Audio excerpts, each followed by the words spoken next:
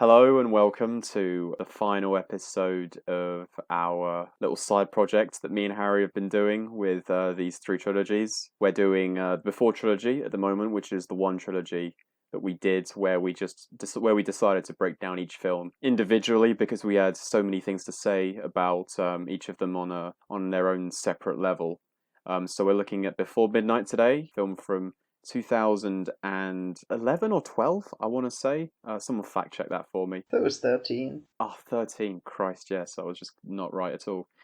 And we have a special guest with us today who you probably are not aware of, but he does exist and he's called Jonathan Knowles. Hi, Johnny. You all right? Yeah, I'm good. Some people may know me. I'm the brother of Andrew Knowles. I know he's appeared on this podcast before. Mediate regular, Andrew. Yeah. Yeah. It was about time I plopped in, and especially for one of my favourite films. Yeah, I feel you've worked out well in that when you have had two guests for this mini series, it's been the people who I think would say that that's their favourite of this trilogy. Which I feel like with the way you've talked about this film, you might need me to keep this episode going for a while. Possibly. I think if that's the case, it'll be because I've completely. I mean, at this point, my opinions and views about the before films will be just about stuff that's very, very much in the third film and focused on the third film, which is, about their relationship cracking a little bit. Whereas apart from that, I feel like I've exhausted every other point that I've made. There were times on the Before Sunset podcast where I felt like I'd made this point before. I've just kind of reaffirmed it right now. So it'll be nice to have fresh eyes. And I kind of wish that we had guest on the first episode. We didn't, because you're right, Jonathan. Dylan's favourite was definitely the second one, and that's the one we brought him on for. And like you said, this is quite solidly your favourite one then, right? Yeah. It was one of the interesting things that you brought up. I can't remember who it was, but that there seems to be a trend, which is the kind of... I mean, because the first film is much more the romantic film, and then it slowly transitions into a sort of more depressing life film as you get later into the trilogy. And so you have the people that enjoy romance sort of really enjoying the first ones, and that will be their favourite, and they feel it gets subsequently worse, and then sort of vice versa. Yeah, because personally, I definitely feel, giving an overview of my feelings on the series, is that the first one was the weakest. It does a good job of setting everything up, but I remember, like, the first time I was watching through it, there was sort of moments where it did kind of lose my interest for a bit, which then, getting into the second film, just that film had me captivated all the way through. I left a reasonable gap between those two films, just because I was worried that, I don't know, watching another film in that trilogy, it would be, I don't know, it might sort of, I don't know, it's the fear of disliking something that I know is good, which surprisingly I do have. And you're saying that because of your experience watching the first film and feeling that it was pretty good. Yeah, because but there were moments where I was like, yeah, it's a bit too much, just kind of walking and talking. It became like a meme, the second film as well, because it's so short that I'd always be like, Johnny, why haven't you watched it yet? It's 80 minutes long. Knowing you've watched like 3-hour YouTube videos of times 2 speed, which are longer than the film. Yeah. No, it was a fear that there'd be something in it that I wouldn't like, and it would kind of like unravel my feelings on the first one, which didn't at all happen. Yeah, watching the second one was like, okay, no, this one is better. I love the way that it is just... like, we're seeing everything, basically. It's this whole moment, this whole conversation, and the way that this sort of conversation changes, and all of the things left unsaid in the first film, the way it sort of builds up on everything. And then, to me, going into the third and final film, that, once again, does everything, builds upon the previous now 2 films, which is sort of such a rich thing to have. It explores all these little things. You've got a feeling of... because I definitely felt some cracks showing kind of in earlier moments, and you sort of see how those have sort of developed over the years. Yeah, there's a lot of interesting things I think in this film, but yeah, and I would say it's my favourite just because it I don't know, the payoff of those previous 2 films yeah, just sort of realizes itself in this one. I think this is you might not exactly agree with this, but I guess before you saw the before films, the thing you probably knew Linklater best for was Boyhood. And for me, I feel like Before Midnight and Boyhood, which kind of came out a year apart of each other, kind of share a lot of similarities. There are a lot of kind of similar ideas he tries to explore in both. Boyhood is, for me, it's a 3 hour film where the first 2 hours are the gimmick that, like, yeah, he shot all this, but the last hour is just a film that he made in 2013 with Ethan Hawke, pretty much looking identical to how he looks in this film. Would you agree that there's like quite a lot of overlap? Oh, definitely, definitely. It's been ages ago that I saw Boyhood, but just seeing Ethan Hawke as this dad with a difficult relationship with his son because of the split, because of the divorce. I don't know. It's very similar notes in it's Ethan Hawke being quite Ethan Hawke. Yeah, it does feel like you could almost run them back to back in some areas, except you obviously couldn't because like the plot difference in this one are quite different, but it definitely has similar vibes. But Ethan Hawke is the kind of actor who always gives good performances. But I think in Linklater's film, a lot of his own personality comes through, and it's complete speculation because I've never personally met Ethan Hawke. But just from having watched Boyhood and just from having watched the before films, because Ethan Hawke's approach to those characters feels like there is some overlap.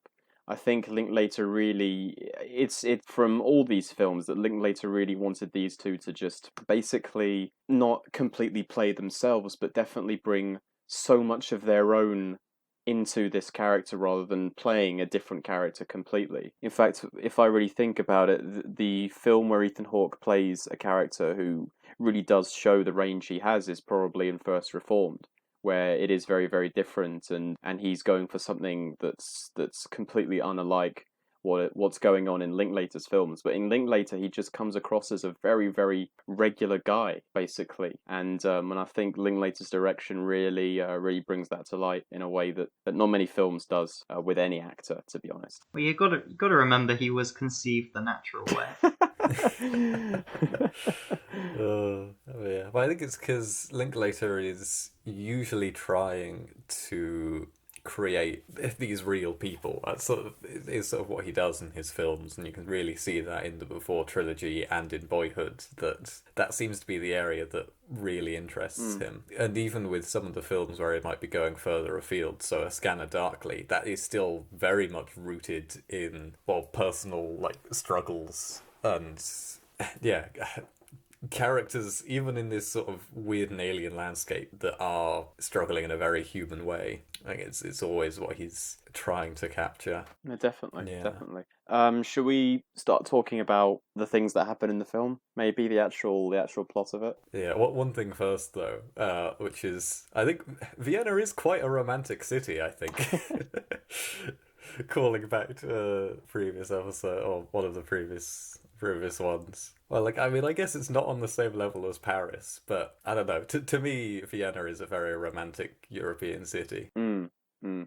Well, there's a lot of culture and a lot of history, I guess, that you can just Mm. see everywhere you walk around, and it really comes through in the first film, for sure. I mean, especially considering the film ends with, me and Harry talked about this when we recorded that podcast, so I won't go on about it too much, but how it goes back and shows all the locations that they visited. Of course, Celine and Jesse aren't there anymore because they're on the train or at the airport or whatever. And it's like they've carved out their own little bit of Vienna's history in the landscape, and I actually don't think a film out of the three makes use of the city quite like the first one does actually.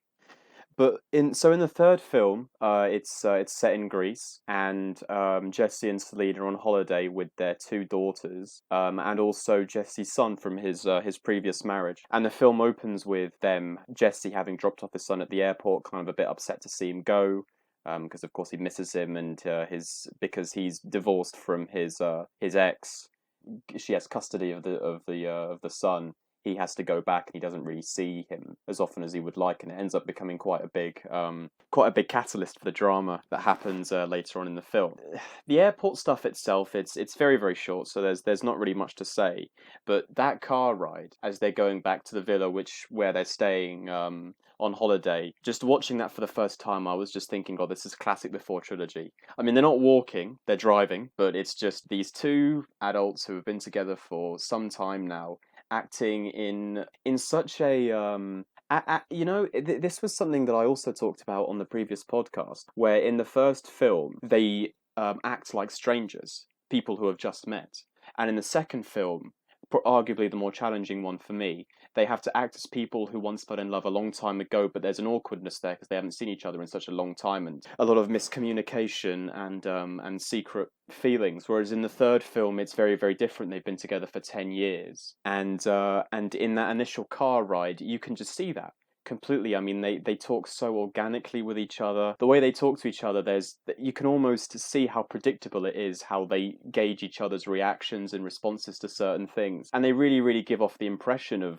two people who have spent a long time together at this point. So it's a very, very different dynamic to the first two films. Don't you two agree? Yeah, no, there definitely is the feeling of here are two people that have known each other for a decade. Yeah, it's got to get over the hurdle of like the first two films. Like the first has this kind of like magical premise, and the second one as well. These people in this place for a short amount of time having these conversations, and with the audience have kind of been present for all that. And this film has the difficult task of bringing us up to speed naturally through like exposition of the years that have taken place in between the second and third film, whilst also making it seem not contrived that they're having this conversation. And I think they pick a good kind of ways to do that. So obviously, like having a conversation, a car ride, it feels really naturalistic. It doesn't feel like exposition. We'll go on to it, but like these different groups of people, because they're kind of talking about, they're explaining things that they would never tell each other because they obviously know, but talking to like a group of other people, like telling stories and anecdotes. I think they do that in a really clever way.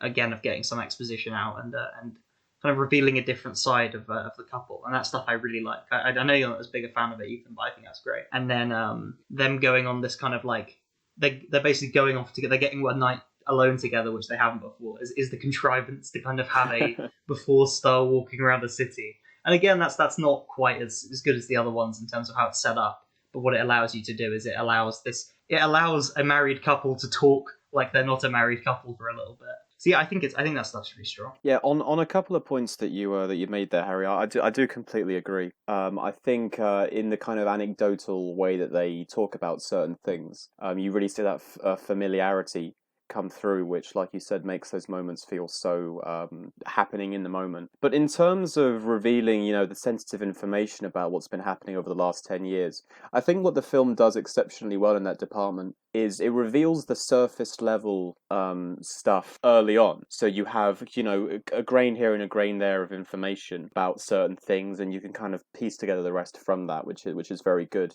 But in reality, both Jesse and Celine, they kind of have their own truths about things that have happened over the last 10 years. So, of course, at the beginning of the film, you find out that Jesse's son lives with his mother and doesn't see him very often, and you can gauge his reaction from that. The way that Celine talks about it towards the start, you really get the sense that there is kind of something reserved beneath, where I think she has a lot of pent-up anger to Jesse's ex-wife, but you don't really see the truth of it until that argument later on, where she makes that really forthright statement about how she was, in labour giving birth, and it was a really, really horrible experience for her. And to her, that was the time when Jesse's ex used that opportunity to try and get custody of their son.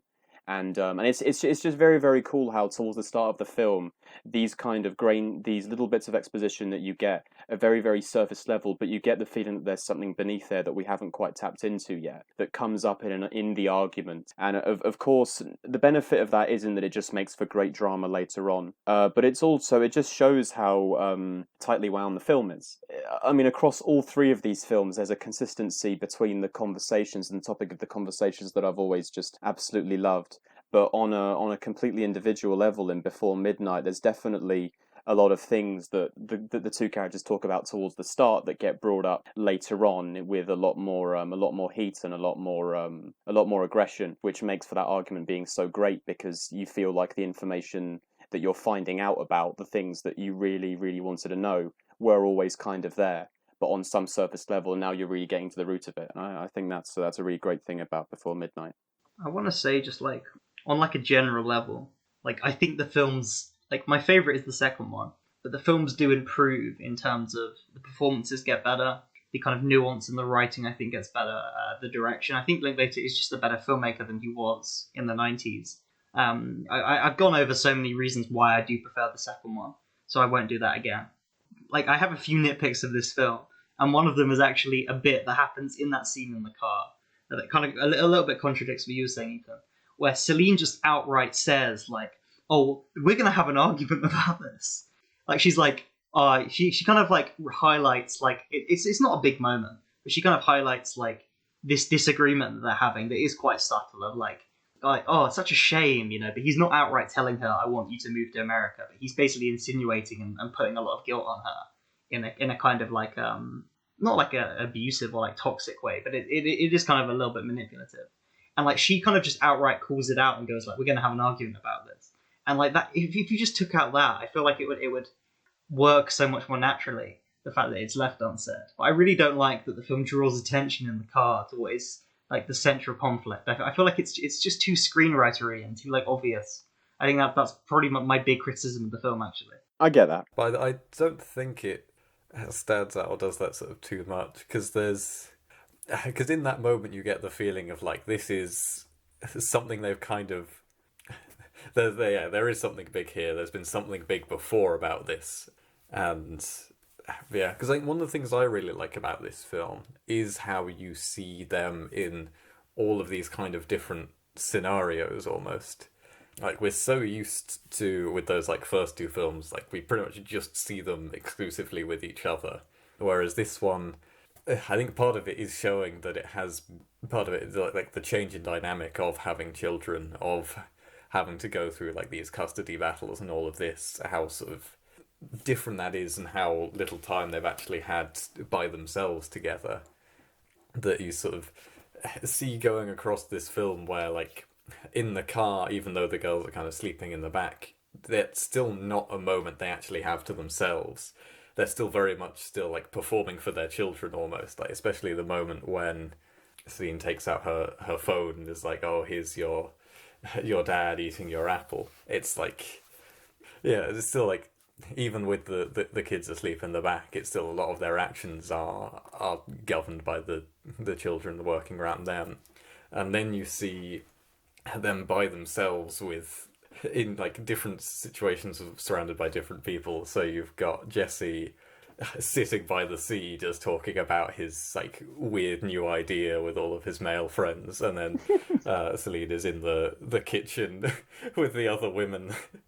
And it's just such a kind of subtle, and another thing that gets brought back much later when he's saying how, "Oh, we were having such a nice relaxing holiday." And it's like, yeah, because I was doing everything. There's like another little thing that kind of gets brought up later that at least I noticed in that early moment. Another thing that gets brought up as well that kind of relates to what you're talking about, Jonathan, is that part of their argument where she talks about how he only has free time, and he of course disagrees and talks about how he has to work. He teaches at the college as well, the American college, and she talks about how she would love to carry on, doing the things that she loves doing, writing music and stuff like that, but she just doesn't have the time. Mm-hmm. So it's yet another thing that you're right, that it does speak volume to, and you've actually seen it happen earlier on in the film. Yeah. I think it's great that in like the first film, when they're kind of like young and like naive and pretentious, there's a lot more of like the philosophical kind of conversations I guess we'd have of like, oh, in theory, the differences between men and women and stuff. And then there's more reality. And then by this one, it's it is full on, like they have lives, and then they're kind of they don't have free time. And the kind of differences between men and women, and the things it touches on, like you were saying about kind of like domestic life, and who has to do like the majority of childcare, and really kind of like patriarchal things. I think the way this film tackles them is kind of excellent. It really is that argument, which is what the film builds to, and is the scene, of this film. The way it kind of deals with all those issues, I think, is really phenomenal. I'm gonna say quickly, the scene Johnny was talking about with Jesse talking to all his writers, I do like it as kind of like that idea of like trying to reinforce that theme. The only thing for me is it felt like at that point it was like, okay, this is a before film. We've got a checklist of things we have to do in them. We have to have the Richard Linklater stand and say a bunch of pretentious things, book ideas. Like that's it. Like as a kind of work of like parody of like parodying himself, mocking Jesse while Celine has to do the work. I like it in that idea. But as in like this is just the thing that's in all these films, I think it's probably like the least natural feeling of them. Although I like the idea that Jesse as an author has written Before Sunset as well, because obviously we talked about how in Before Sunset he wrote Before Sunrise essentially. I like this idea that he wrote the second film as well, and they kind of continued that kind of thread. Mm-hmm. Well, what you were just talking about, Harry, kind of led me on to say something that I was going to bring up, which is it's two things, and one of them is exactly the way that you talk about gender relationships in this film being handled so well. So when I watched this film for the first time, I only watched half of it because I wasn't enjoying it so much, and I was watching it with one of my friends who is female, and we stopped, I think, before the argument scene that happens later on in the film. And then I went and finished it in my own time, and I basically told my friend, "Look, you have to finish the film. It gets fantastic." And so we sat down, and I rewatched the second half of the film with her, and she got into it a lot more. And hearing her talk about all of the things that Celine says about a fear of being domesticated and all these things that Celine talks about and how hard it is being a woman raising children and trying to make time for all sorts of other things in her life. I mean, my friend isn't a mother, but having heard Celine talk all these things, she says, yeah, these are genuine fears and issues that people talk about in the 21st century that she often thinks about. So she found that very, very relatable. And the second thing that I was going to say is I recently talked to someone else about Before Midnight who is Greek themselves, and they said that they thought that the realization of Greek people is fantastic. And he says that couple in the that's hanging out at the villa who is Greek. He thinks it's an extremely authentic portrayal of what Greek people are like without stereotyping anything. They're just normal people who happen to be Greek, and it's just very, very nice knowing people who are able to just completely sympathize and see attributes that the Before Midnight has that you wouldn't necessarily see yourself for the reasons that I think are quite obvious. So it's just two other things I thought I would mention. The film really shines through on for me. Mm. Yeah, yeah, yeah. No, that was a feeling I got that it's especially with Celine, her character is very strong, and that comes across, and it all feels very believable and relatable. As much as I, a cis white male, can relate. um, I'll actually I will talk about really quickly before we go on to I guess the lunch scene after they get back from their car ride, which is I wasn't really enjoying the first half of the film, and I think it's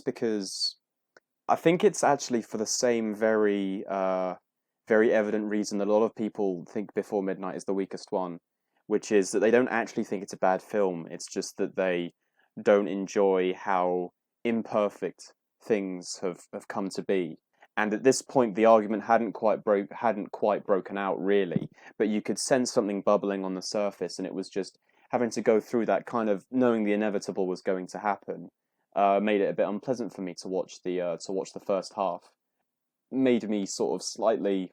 I wasn't looking forward to the second half, and that's kind of why I decided to stop. And I said I'd watch it by myself because my friend just wasn't really at that point. And I mean that lunch scene at times it's well acted and it's well written, of course, but it felt like I was watching an episode of Peep Show, but it's not Jeremy and Mark, but rather Celine and Jesse, and it's just awkwardness, and it's just like this is not.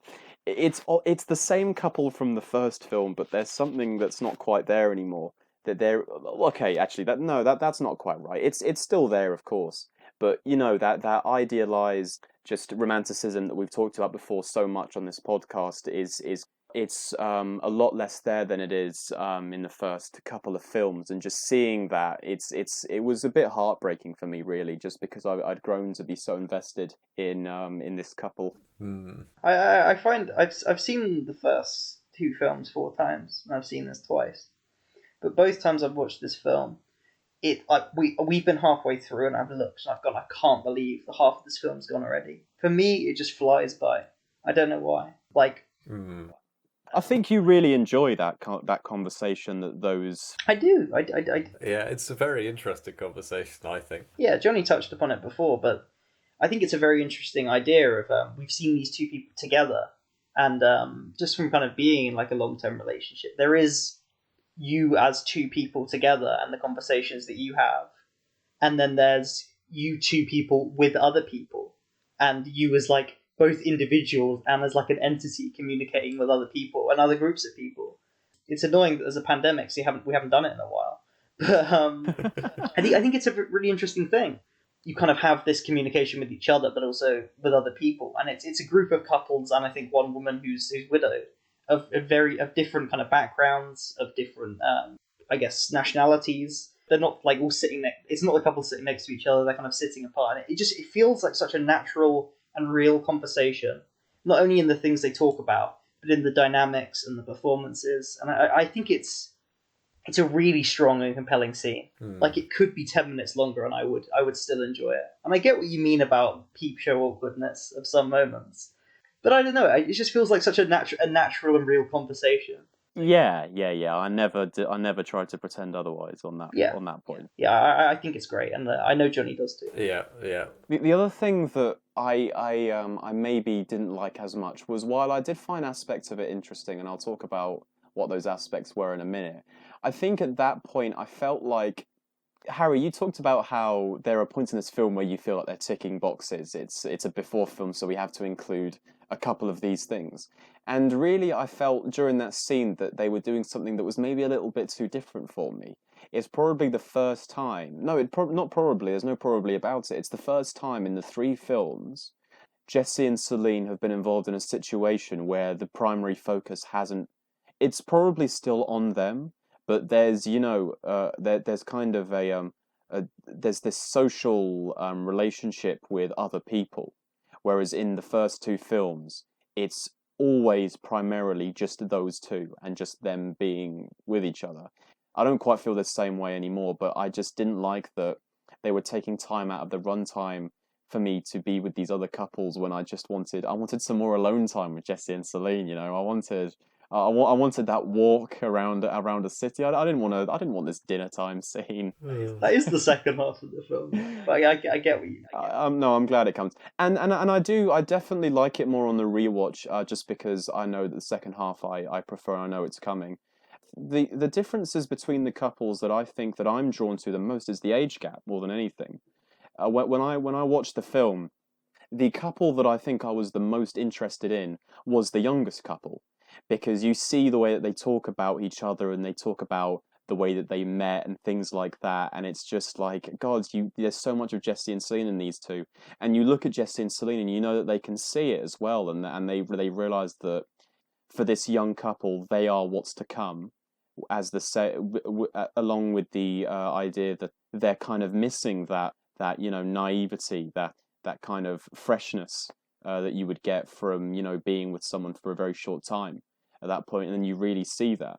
And there's something kind of sad about it. But on the other end of the spectrum, you have the old guy and the old woman as well there, and you hear them talk about, I guess, love and the people in their life who really mattered to them. And it's actually very, very sweet, especially what that woman says about how her husband's been dead for a very, very long time, but sometimes she forces herself to remember things about him, about his face, paints a mental picture of it in her head. And it's just extremely heartfelt, and it's really nice to know that it's probably one of the most uplifting things about the entire scene, because I think for a lot of it you get some awkwardness, but you also get this feeling like, that spark is dying out slowly. But then you get this person who comes along and kind of reinstills you a lot of hope. I don't know if you two feel the same way, but that's what I got watching the scene that I really liked quite a lot. Yeah, I think there's a lot of interesting stuff with that speech. It definitely hit me in the feels when she gave it. But yeah, there's a lot of interesting stuff there, because it's the underlying message of this film, I feel at least, is the idea of like nothing can last forever. And this speech is a good encapsulation of both maybe that not being true and also that also being very true, in that she may not have lost her partner through like a falling out or anything like that. It's like the inevitability of death. It's why she's lost her partner. And even sort of now going on, she's even losing some of the memory of that partner. Like everything else is being taken. Yeah, there's a lot of interesting stuff. And possibly as well, you even got the idea of now, even though there are aspects that she's forgetting and she has these sort of rituals where she goes and just tries to remember, perhaps similar to the 10-year periods between the first film and the second film, like narratively speaking, where all Jesse and Celine had of each other was the memories and the attempt not to lose them, and perhaps a projected idea of what that person was from like one day, like not even a full day, I think, of knowing someone.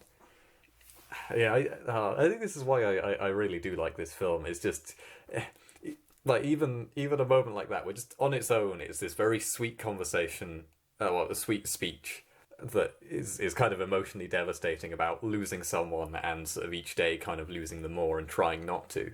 But like it's not just that. There's like so many other threads I can attach to it throughout the course of this film, and also say, well, it's kind of like that. It's reminiscent of that. It's countering this idea, but at the same time, it's reinforcing this. I think that's why I mean, like this trilogy as a whole, but especially like this final film, because it just has so much that it's playing with, so much that it's doing. Really does feel like it evolved in the ways it has to from the original kind of settings, because yeah, you can't have the same film. Each one is a different film, a different version, and there's reasons why it could never be the same as in the previous one. And I think it's much more felt in this one, where like the fact that the structure is quite different is sort of saying we're now in a very different place to where it was before.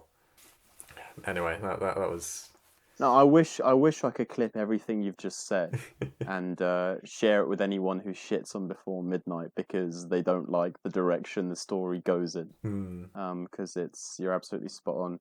Yeah, that point that you've made about how these films are so carefully interwoven that you're right. There are so many times where you feel like things are so well related to one another. This links to this, and this counters this. That's the point I've been trying to hammer for these past 3 podcasts, about how every time I watch this film, I notice something more that they talk about, a very, very casual throwaway comment that one of them would make that seems to have exponential proportion later on, and seems to really, really model their personality as the films go on, and it's just it's absolutely brilliant for sure. Yeah. It all, the development of their characters over the films feels very believable to me. It was one of those things, going through Letterboxd and just looking at some of the reviews that people have given it, like the really low ones, and some of the things they point out. And the rough feeling I get is it is people feeling that the characters have changed to an unrecognizable degree, I think is what some people feel.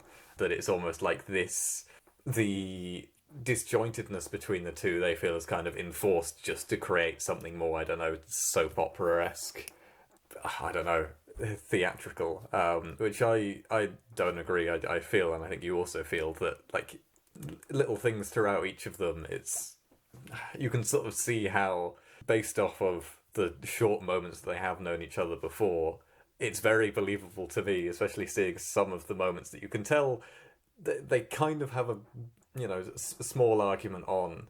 You're like, well, once you've lived with this person for like 10 years, I could see that becoming bigger. I could see this problem becoming much larger. I could see you slowly falling apart. Yeah. Also, I want to mention it's amazing how, as a viewer, you can pick up on these things so quickly, Hmm. right? Because I feel like the Jesse and Celine from the first two films, I could be around forever because they're both so, I mean, especially in the first one, they're both so full of life and so full of energy, and they're both, quite young, probably about 4 or 5 years older than us at this point.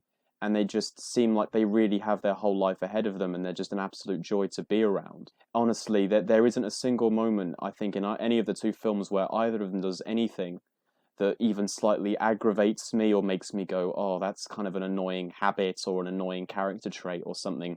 But in the third film, from the get go, I already feel like I've been around these characters for 10 years.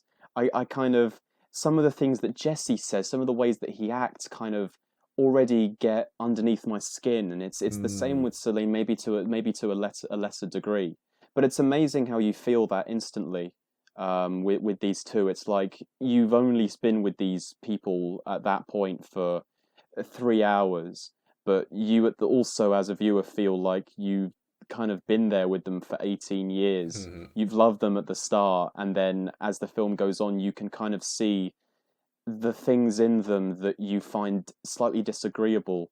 And then it gets to a massive argument in the second half, and you actually realize that you don't hate them, not by any stretch of the imagination, but it's like, okay, yeah, no, I mean, living with someone for 10 years, having to be around them so much, that could definitely be suffocating. And you see it. You really do. Yeah, yeah, I agree with you when you say how it does keep you on this journey, and just from very early on in this film, it is able to kind of highlighting and make you feel a bit disgruntled at some of the things that both characters are doing, and how they're acting. That it just does immediately land you there, like 10 years on. But I think for some people that is a sort of turn off, because if you watch the first two films and are like, oh, this is the perfect love story, like this is the worst thing you could imagine. um, Do you know what the moment is? Right at the start of Before Midnight, or towards the start, where I realise, okay, Ethan Hawke's going to be pissing me off a little bit in this film. It's when they're in the car, and I don't know what Celine says to prompt this, but he's eating an apple, and he puts on like a Spanish accent or a very thick European accent, and he says, "I make love to them with my eyes." It's kind of the comedy in his personality and that sort of playfulness that he has that's kind of there a little bit in the first two films, but in a way that I'm attracted to and I find kind of appealing. Whereas in the third film, there are so many moments like that where there's just something just it's not even, as Harry correctly said earlier on, it's not like abusive or inherently toxic, but there is just something there mm, so slight at times where I just think, God, there's no way I could live with this person. I mean, I love Ethan Hawke, absolutely love him, but I could not live with this guy for 10 years if he has this kind of attitude in certain situations. You know what I mean? yeah, no, Jesse as a character definitely, to me, is the one that is the most wearing, and I feel most on the side of Celine in this film. But it is very true that the way he does his annoyance is still still wrapped in these little things where it's like, he's not outright saying, hey, we should move to this place. Anyway, I feel like there's a whole separate argument we could do, which is just breaking down which one we think is most in the right and which one we think is most in the wrong throughout this. Mm. Mm. But the answer's Celine, so it's like Yeah, it'll be a yeah, pretty quick yeah. conversation. I think it's kind of like a little bit like a Marriage Story thing where Jesse is kind of the author, and it seems like a very honest attempt at like self reflection or like putting the very ugly sides of yourself on screen, and Mm, it's that kind of brutal honesty which makes this film so well written, so compelling, and honestly the only way this trilogy could have gone. I really think it's the honesty, pretty much like one of the final lines of the film is about it being real, and I guess that it's the anti rom com thing of like, you have a sad ending, but then you have like that kind of note of optimism, or like, look, this is what it is, like the Eternal Sunshine has as well at the end, which I think because it doesn't bullshit you, it makes it more compelling. Going quickly, I don't want to just do that and then just not give you guys a chance to reply. But if we go back to the table scene, like really quickly, I think a thing that you've mentioned that is the standout is the different couples, and they're all at different stages of their relationships. And in the conversation, you can kind of contrast where Jesse and Celine are, and I love the kind of the variety of like where they are in their relationships, what they kind of believe about certain things, and just like the jokes they tell, like Celine pretending to be a bimbo. I mean, that's just like one of the funniest scenes in any of these films, I feel like. Oh, I found it very, very cringy. Oh, but it's great.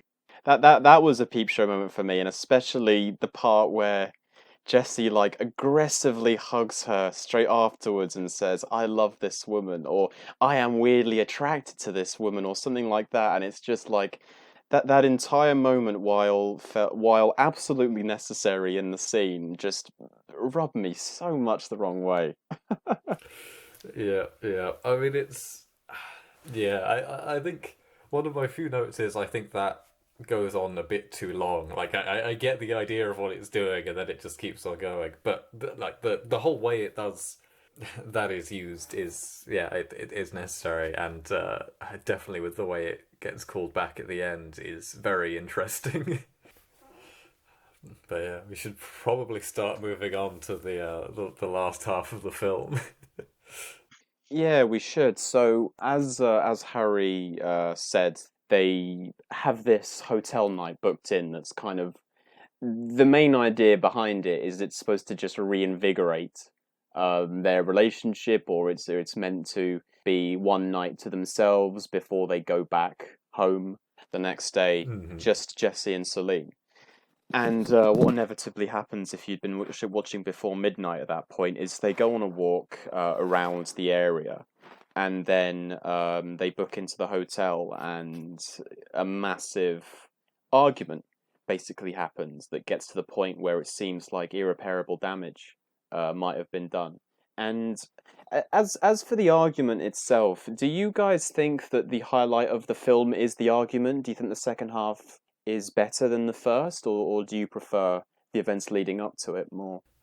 I think the argument definitely is the standout moment of the film, I'd say, but it's not to say that the first half is weak by any stretch of the imagination. Like, I really do love the first half, the way you see them in all these different situations, and the way it does build up to this, that you can see that throughout the first half of the film, the thing they're most terrified of is being alone together. And yeah, they're just really worried about how this last half of the film is gonna go.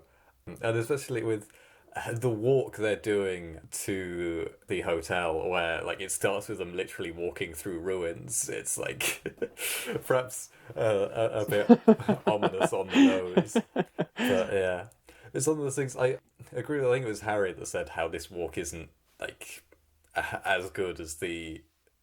I mean, that's what like the first two films kind of focused on. It's not at that same level, but I feel that's almost by design with this. Like, this was a kind of attempt to recapture what was so special about their relationship when they first met each other, and it's just not quite there. There's something missing, and you can't quite work out what it is, that just works so well with what this film is.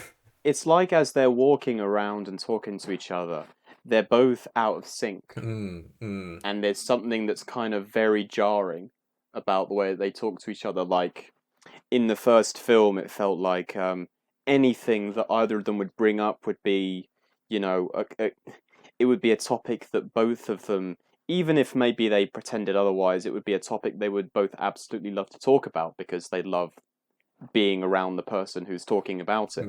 Whereas in the third film, it feels like everything they talk about kind of misses the mark with the other one slightly.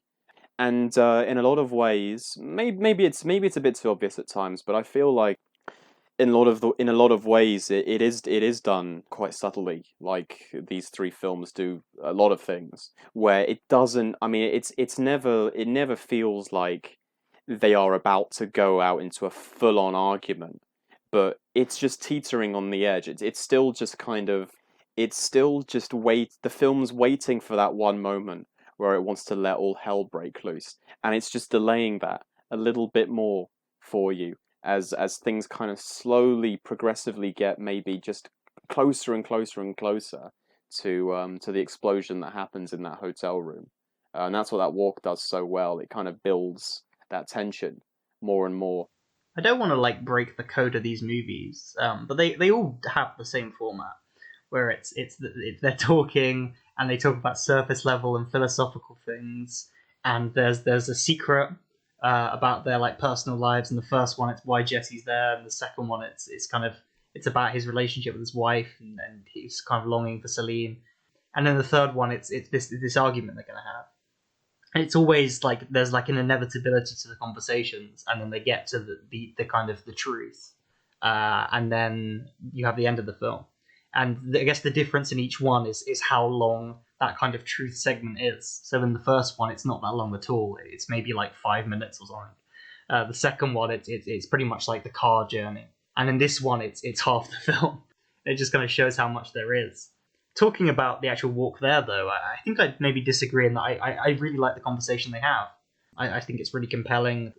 I know it's quite morbid. There's a lot of talk about like death, but I find that stuff really compelling. I think the walk is incredibly scenic. You know, it's not called Before Sunset, but I do love the way the sun's kind of setting as they're walking. Yeah, I still think it's really strong.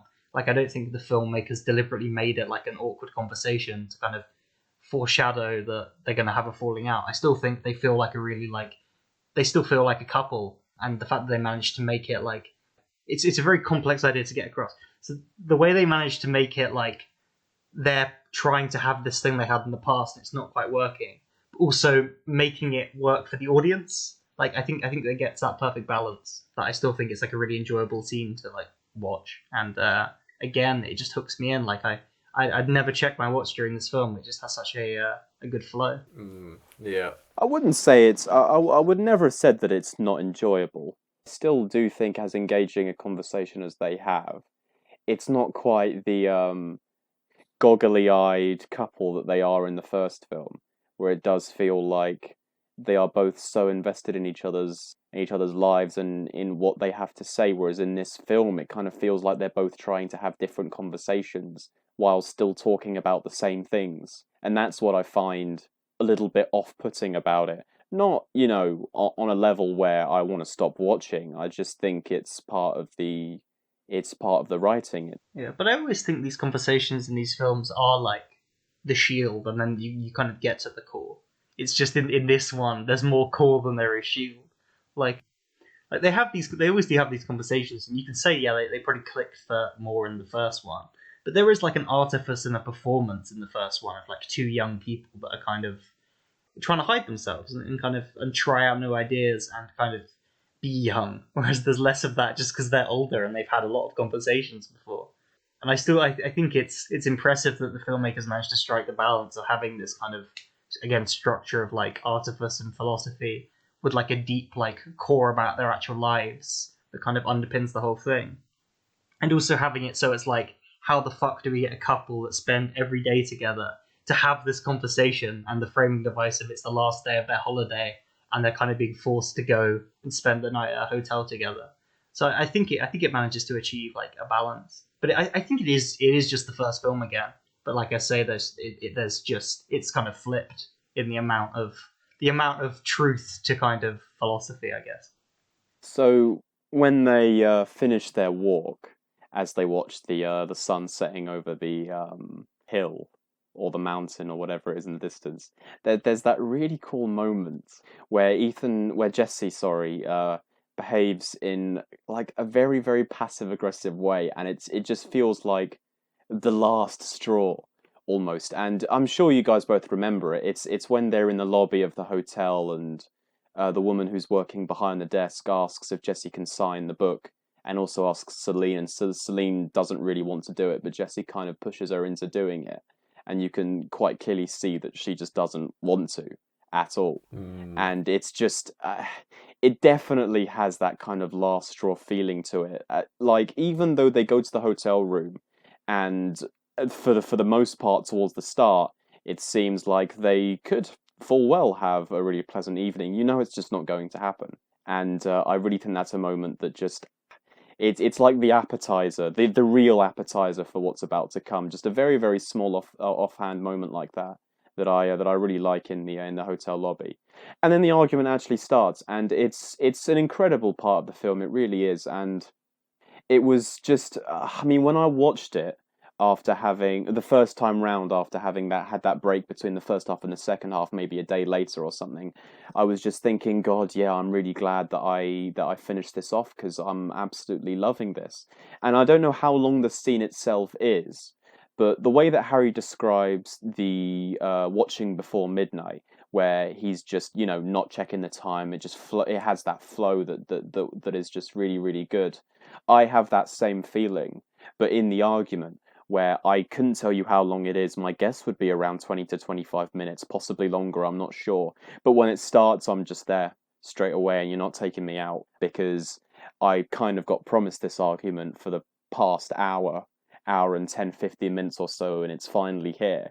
And we get to watch these two actors kind of show off their ability without, overacting to the point where it becomes Malcolm and Marie. That was another film I wanted to talk about at some point on this podcast, where they somehow are able to give us the drama that we've absolutely been waiting for, without, chewing the scenery, which is actually a really impressive achievement because of how over dramatic the scene is, how much they're at the edge of it all. They're still finding a way to rein it in a way that doesn't make you just go, oh well, this is just being in Miss Satterthwaite's GCSE lessons, where it's just about acting at 10 out of 10 constantly. There's no subtlety or nuance or anything. Sorry, I shouldn't have name dropped there. You can cut that out, Harry. And it's just a fantastic part of the film. Yeah, it just is very believable. It does have you on the edge of your seat, because a lot of this film between them has felt sort of on a knife edge, and no moment as much as this, even though they are being more free with what they're saying, you can still tell that they're holding back on stuff, because even with all of this sort of coming out, there is just stuff they don't want to say about each other and how they're feeling, or at least sort of early on, and then eventually you do kind of unearth a lot of the things. I think one of its strengths as well is how you can pick up on how the characters are feeling without them outright saying some of the stuff. So I think, yeah, I don't think it's ever anything that Jesse says that he doesn't feel like he's being a good enough father to his son. But you can tell that's what his part of the argument is all about. Like, that's why he's so annoyed that his son is sort of messaging her rather than him, and why he does want to move to America without him ever having to say, I want to move back to America for these explicit reasons. I would definitely agree with that. I know that over the course of this film you lean more towards Celine than Jesse, and I don't think I'm any different. But I actually think I might see Jesse's point of view. If you asked me to side with someone over the other, I think I would be the least towards Celine, but still be leaning more towards her. Because I definitely think there are times in the argument, I think that sometimes she does behave in a way where she is trying to make something out of something that I personally don't quite see. Now, in some ways, this conversation that Jesse kind of wanted to have about potentially going to America, I honestly believe that Celine sometimes assumes certain things that Jesse thinks, and maybe sometimes spins some of the things that he says to try and make it out that he believes or has said something that he hasn't quite said.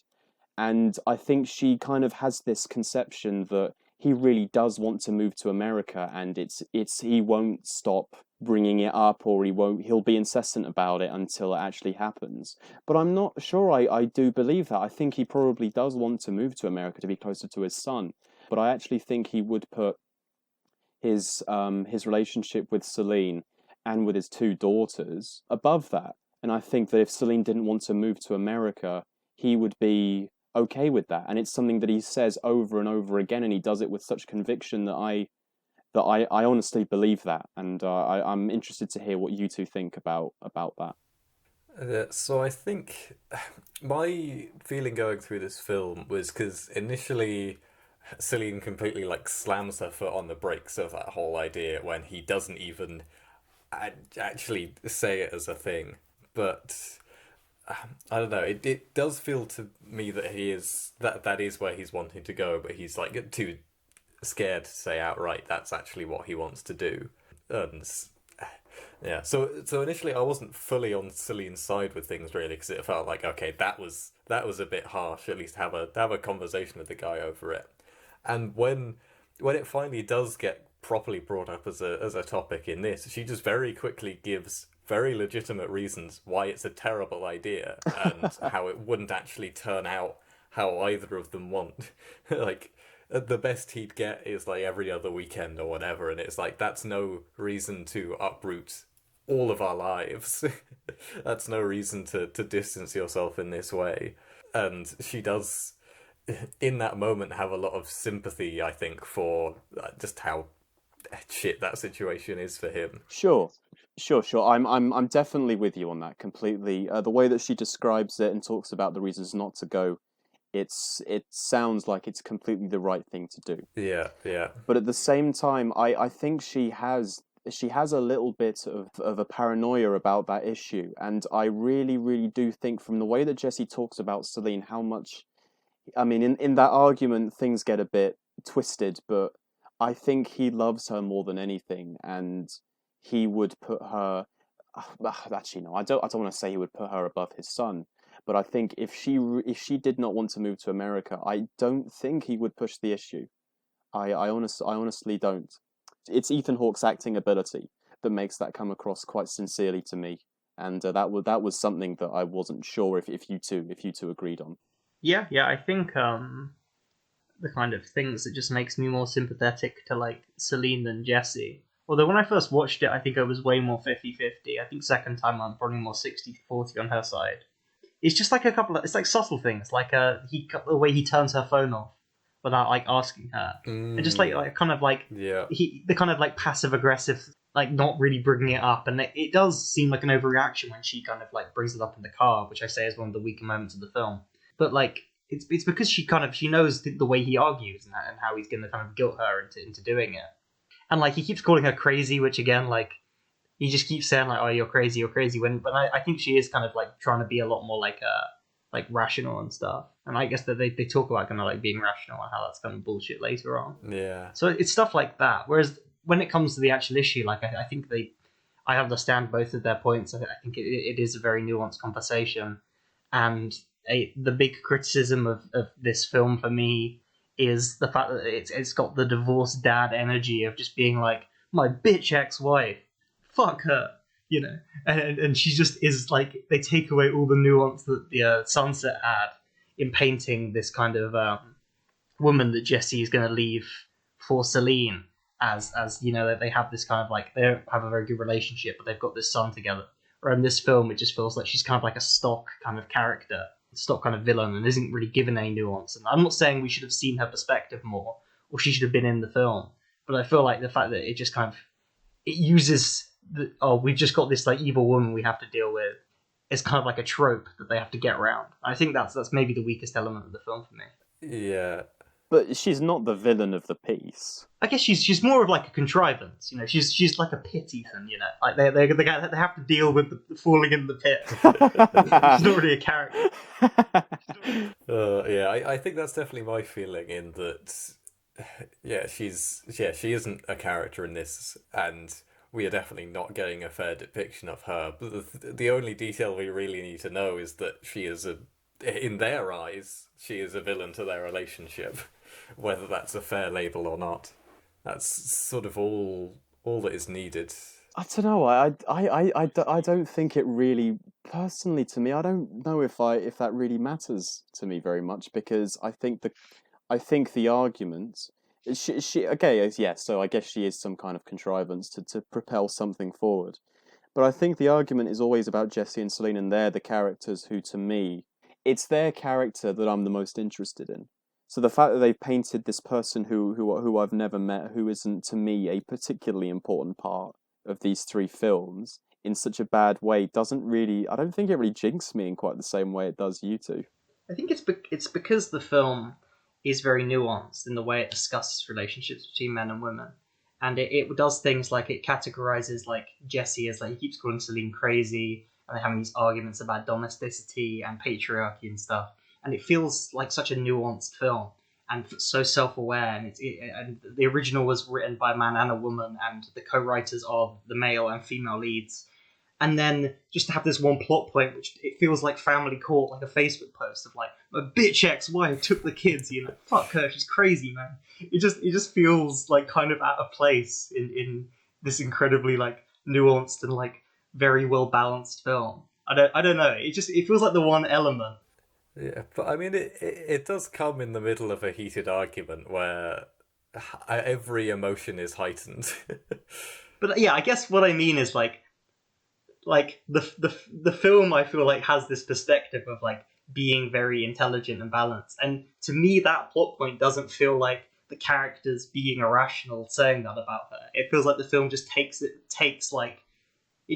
as a fact that this character is just like, I guess, the stereotypical like guy that when the guy gets divorced he thinks his wife is, you know. Like, I don't think it's like criticizing him and her for like thinking that she's like that. I think it just makes her that. Whereas in the second film, even though again you don't see her, they give her more nuance, and I think it kind of adds to like the richness of the film in that like it's essentially this nice woman that is going to cheat on with Celine. Whereas in this one, it's just like, oh yeah, she's evil. Don't worry about her. To be honest, suddenly cheating on someone would turn them quite sour to you. Like, I think in the second film, when Jesse is still with her, there is that ability for him to paint her differently. And you know, he says those things about her being a good mother, a great person to be around. She's really nice and stuff like that.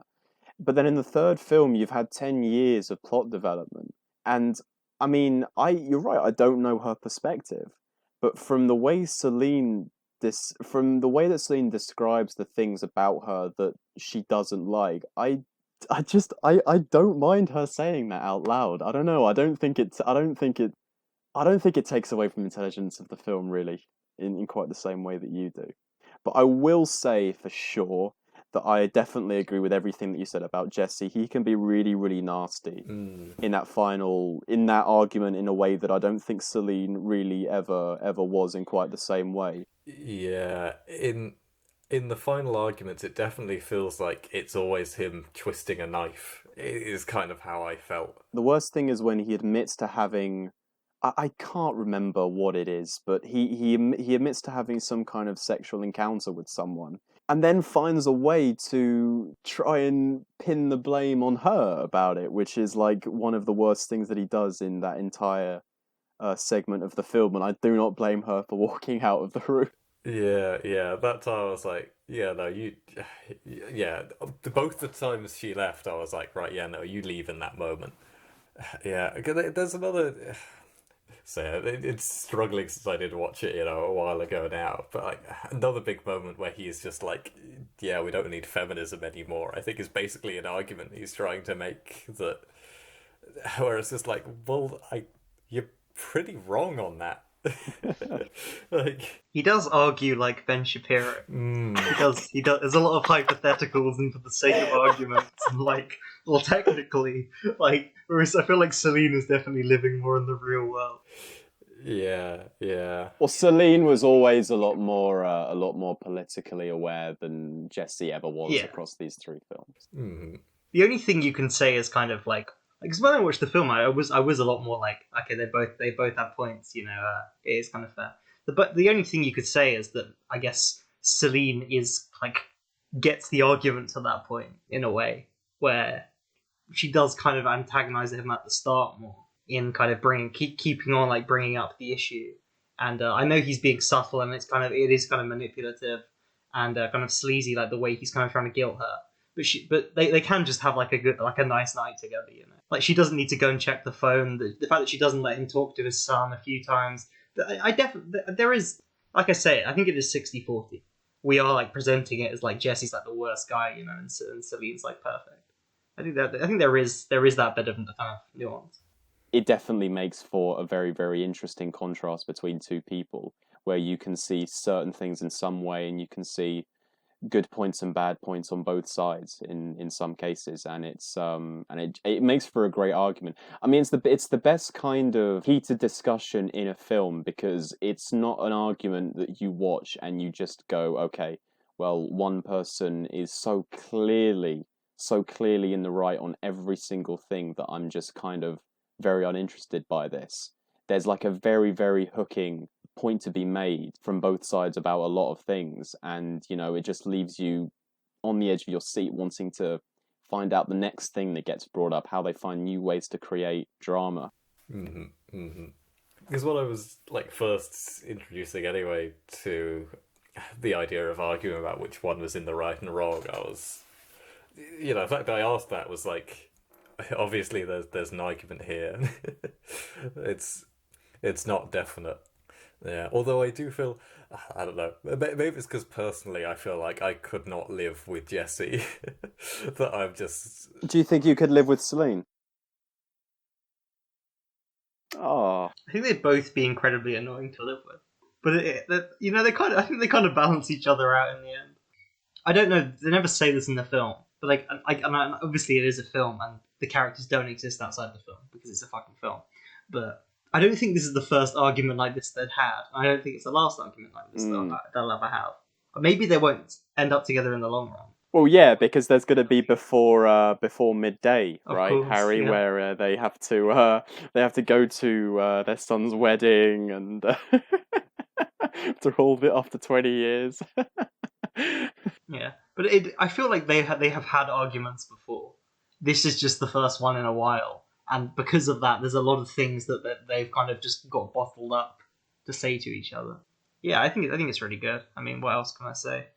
I think it's a pretty bold move of this film just to be like, oh yeah, Jesse probably cheated on Celine, and then Jesse's like, I know you cheated on me, I just never said, which could be like a no you, like he's just making it up. But I feel like is more likely that he just never like asked, because he knows like Celine is a more open and honest person. Mm-hmm. Like I like that they both have these things against each other that they never say, that they, like you say, twisting the knife. It does get to the point where you're like, when she walks out, she's like, I don't think I love you anymore. You're like, oh, they aren't gonna end up. This is like the end of their relationship. And it may be the most serious argument they've had before, but I guess the final scene kind of there is that like bit of hope, and and it kind of makes you think that, I don't know, that the couple kind of might stay together, but with the same ambiguity, I guess, of the ending of the second one, where you think they will get together, but the film doesn't say that exactly. Yeah, see, this is an area I find quite interesting, because to me, the ending is very depressing, which I like about it. But it feels like a lot of the rough, some of the like focus of the argument is this whole idea of Celine not feeling like she's living the life she wants to live. Basically, she doesn't feel as free as she wants to. She feels very sort of controlled by the systems that are around her, and like the very this argument is her kind of going, I want to do some stuff for myself. I don't want to capitulate to America with you. I don't want to continue these little capitulations I do to you. And like the final moments of the film are, she then goes back into that dumb bimbo persona that Jesse so like jokingly liked earlier on, where it just feels like it is a massive capitulation at the end, especially sort of juxtaposed with her kind of like boldly walking out twice. It just feels to me, the vibe I get from the ending is she surrenders. I don't know how we do this each time, Jonathan, where we watch films, and the ending, if it's on a kind of an ambiguous note where you're unsure as to where to leave, I always somehow try and make it as uplifting in my head as possible. Like when we did the end of Evangelion, right, the apocalypse happened, the world literally ended, and I managed to find some way of like being hopeful and basically saying, but it's gonna be all right, even though it probably wouldn't be. Yeah. And still with Before Midnight, I mean, I get an overwhelming sense of relief, because at the ending, I don't know what's going to happen. I can't say for sure. If I'm being honest, I actually don't think their relationship will last until they're 90 years old or whatever age they joked about being after being married for 73 years or whatever it was. But I do still have this. I don't know. I mean, to end a film after one of the characters that you're so invested in says to the other character that you're so invested in, "I don't think I love you anymore." Mm. To have a final scene that for a lot of it looks like Celine's gonna keep her foot down and not cave in. It was just I don't know that moment where they kind of play those characters and the camera pans back and that music plays it and it's the final note of the film leaves me with leaves me feeling a bit better than I really thought I was going to be.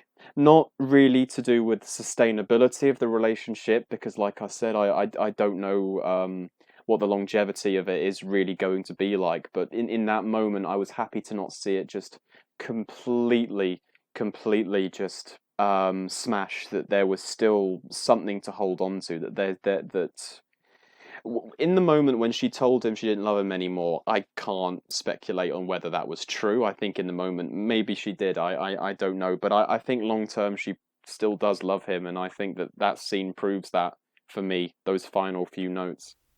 Yeah, so I guess I'm in the middle of you guys, and I don't think it's like, I think it's she's just making a joke at that point. I could definitely see, like, I think it's a valid reading that if that's what she's doing, but I don't know. I think good things can come out of conflict, and it's clear that they bottled up a lot of shit. But throughout the argument, Jesse is still repeatedly saying like, "Look, I love you," and like we could like trying to kind of work things out, even though he is kind of being an arsehole. And with the kind of the final conversation they have, I think that maybe the relationship won't last forever, but because they've got these things out, I don't know. Jesse will be more helpful. He will give cautious, like he won't just go out on those long walks without thinking about it. He'll think next time. He'll allow Celine to kind of do things that interest her more, and something kind of constructive can come out of this.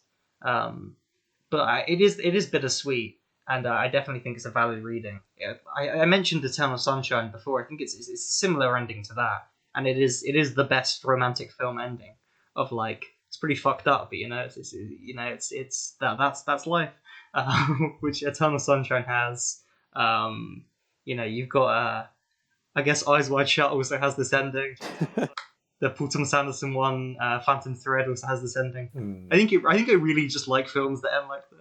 I don't know what that says about me, but yeah, it kind of read to me as a similar thing of like, look, this isn't perfect, but what we've got is real, and we've got to work on it, and leaving it at that point, and almost kind of, I get the nihilism of like she kind of pretends to be someone else, and they pretend to kind of start the night over again. But I feel like that's what they are going to do, and that's what they will do, and yeah, there's a bit of hope there. Yeah, no, I definitely agree. But I will be honest, Harry. I think Jesse and Celine's relationship is a lot more acceptable than the relationship in Phantom Thread. Like by the end of that film, those two should not be together. That is toxic. That relationship. I mean, if I don't want to spoil the film. It literally is toxic, but it's kind of it's sweet. God, that's such an insane reading. It's like Midsummer's a feel good film at the end. It's that kind of like it's really fucked up, but it's true. Yeah, I do see it. I actually do kind of see it when you put it like that. I mean, we are talking about Phantom Thread. Yeah. But I just want to be on the record and say that I don't tolerate the kind of relationship in Phantom Thread, whereas Jesse and Celine are destined to be, and I will still stand by that. Johnny, do you? Oh, yeah, I guess this is because I don't really feel with that like destined to be sort of stuff. So for me looking at this film, it's sort of like this feels like two people where it has kind of all fallen through, and a fair bit of it is almost a performance that is done a bit to themselves, but also to the world that's around them. But yeah, so for me, it's much easier to feel like this should be the end or a step that's close to the end of this relationship. but I feel I'm probably in the minority with that one. That's fair. It's. I think it's a valid reading. I don't know. I guess like the idea of like kind of accepting it, pretending it didn't happen, and moving on. But I can't see the things they talked about not kind of being worked through, or they talk about it when they're in a more rational, calm situation. In the realities of they have to raise children together and live their lives, I see because of this argument Jesse being a lot less reluctant for Celine to take that job and feeling like I have to be supportive now. I feel even though it's like it was such a shit situation, like good things will come out of it and they will kind of compromise.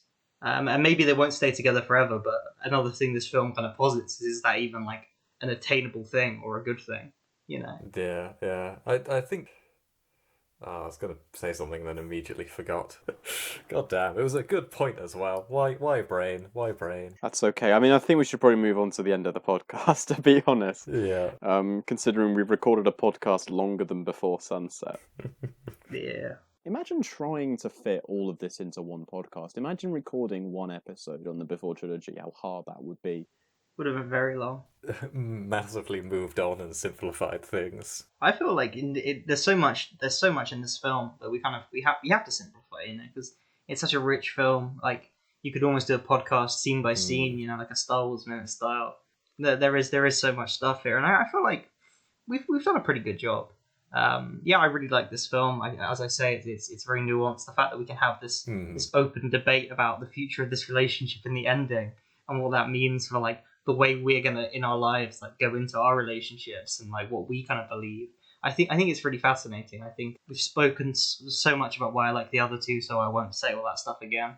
But yeah, Before Midnight is a fantastic film. I will not watch it as much as the other ones just because I don't know. Sometimes after like a long hard day, you don't want to be hit with the truth. You know, you need a little bit of that like fantasy.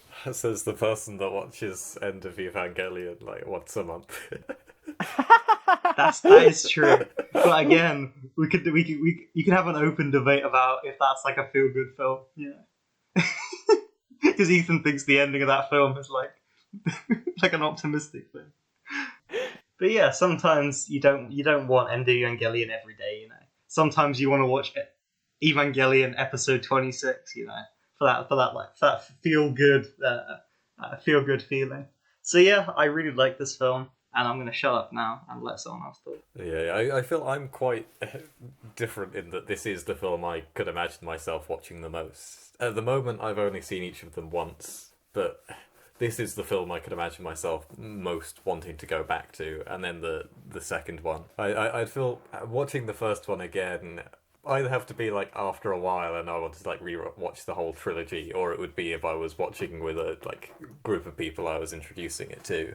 But no, it's a very strong trilogy, and I feel it really does, you know, all come to a very interesting end. And I think you really do see the strength in that ending, in that all of us have a slightly different interpretation. I mean, I think I have the most different interpretation, but yeah, we all have. You can see it in many different ways, and it probably more reflects on who you are as a person and what you think about the whole relationship stuff. Is definitely a big strength of the film and trilogy, in that it's, to sound overly pretentious, you know, it kind of does a know you almost, where it's like actually the point of the film is you learn something. It's about how you approach the situation, who you perhaps align yourself more to, or how you react to all these different moments, what you think when all those couples are talking about relationships. It's almost like you're there at the table, which is definitely very pretentious to say. It's got a little something for everyone. Yeah. Really makes you feel like a couple having an argument.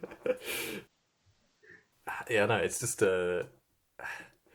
really, really strong film. Definitely one of my favourites. I had to think for a while if I was gonna kick something out of the top 4 on my letterbox for this one. Like it's definitely up there for me. Ooh.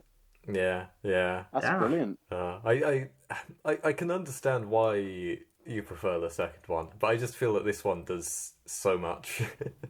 I guess that's kind of how I feel about it, that it is the one that's kind of most different in its formula, but it's because it's looking at something quite different. Like this is after 10 years of a solid relationship. Like, you can't do meeting a stranger for the first time or meeting basically a stranger for the second time. Like, you need a completely different way of looking at it and analysing and seeing what's going on. I think that's my closing thoughts. Before I give my thoughts, I had to ask you, Hmm. how do you think the Before trilogy compares to the other trilogies that we did on the podcast? So the spaghetti westerns, Lord of the Rings, Indiana Jones, and The Godfather. Do you think it's better than any of them? I think it's probably better than all of them, yeah. Yeah. I think it's one of those things where it's difficult to say what things are better than another thing, because it's like, if I want to sit down and watch a massive fantasy, if you know, I want to hang out with my best buds Frodo and Sam and Aragorn, you know, then like it's got to be the Lord of the Rings, you know. But if I want to think introspectively about the nature of love and relationships, then it's got to be Indiana Jones. But this one, obviously, the Before trilogy. I was trying to think what's the funniest trilogy to say that about. Probably The Godfather. That was my first thought, but then I was like, there is kind of stuff about relationships in that, though. I guess it does have the Sofia Coppola, Andy Garcia plotline in the third film. What if you're in love with your cousin, your first cousin who you loved the first? See, Jonathan, you know that the biggest problem with the Before trilogy for me is that there aren't enough scenes of Jesse walking into a village with three men waiting for him. Yeah. Yeah. So my final thoughts on the Before trilogy is this is the best trilogy that I've ever seen, hands down. I mean, the second film is one of my favorites. It's top 10. And the thing about these three films, and the first two especially, I watched them at really, really important times in my life for certain reasons, and watching these films made me realize a lot of things that I feel like I had to be taught and I had to learn at those points in my life, which is kind of insane to think about because I only watched the first two films maybe like a year apart, year and a half apart, but they both meant something to me at that time, a lot more than most films do. And even Before Midnight has taught me quite a few things that's probably been less pivotal than the first two films, but I really can't fault those films for that. And I don't think any other trilogy apart from the spaghetti westerns has really done the same, but the spaghetti westerns has that first film which is weaker than the other two. If a fistful of dollars was as good as For $3 More and The Good, the Bad, and the Ugly for me, then that would be the best trilogy easily. But this film is so consistently great. Sorry, this trilogy is so consistently great, and the second film is just outstanding for me. So I really have a lot of these films hold a really special place in my heart these past 3 years. So I really owe them a lot. That's why I love them as much as I do. So I guess that concludes the Before Trilogy podcast. I mean, Harry will be doing Human Condition next, and Apu Trilogy and the Coca Trilogy as well, right? Oh, I thought we were doing the Rico trilogy. Oh, Noriko, sure, yeah. And then we do Coca, Pusher, and I don't know what else. Maybe Human Centipede. Oh, Really what? branch out. What? We'll do the Exploitation trilogy. No. We have to do Bergman's Faith or Lars von Trier's Depression trilogy. Depression. Yeah. Oh. You're gonna get more and more art house. But yeah, we're definitely doing Apu and Human Condition. 100%. All right, so I guess that brings us to